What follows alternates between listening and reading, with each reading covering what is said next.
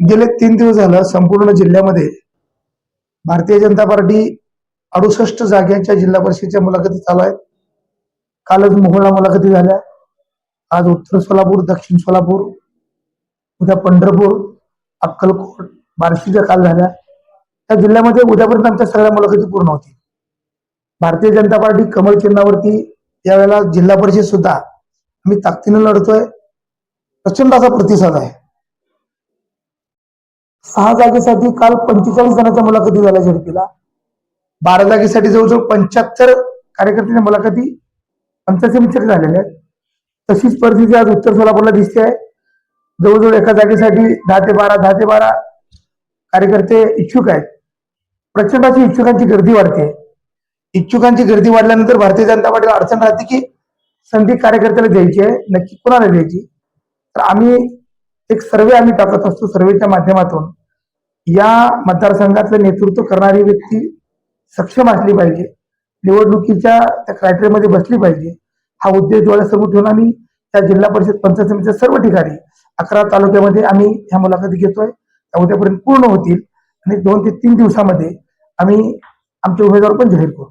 नाना कुठेतरी आता सोलापूर महानगरपालिका सोबळावर लढणार, सोलापूर जिल्हा परिषद. मी नगरपालिकेच्या निवडणुकीपासून पहिल्यापासून सांगतोय. नगरपालिकेला पण मी सांगितलं होतं की सगळ्या ठिकाणी आम्ही भारतीय जनता पार्टी कमळ चिन्ह घेऊन लढतोय. आम्ही लढलो.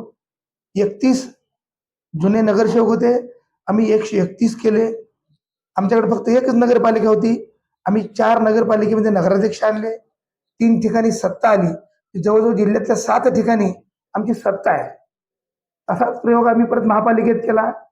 आमचा नारा होता 75 क्रॉस.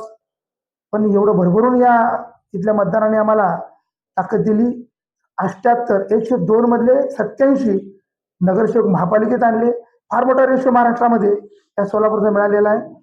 आमच्याकडे रणनीती आहे. आमचा भारतीय जनता पार्टीचा कार्यकर्ता कायम 24 तास निवडणुकीला तयार असतो.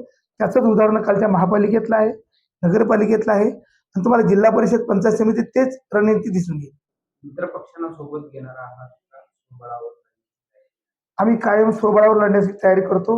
जरी कुठल्या मित्रपक्षाने आम्हाला जर विचारलं तर त्याचा विचार करू, पण अजून कोणाचाही निरोप आम्हाला नाही.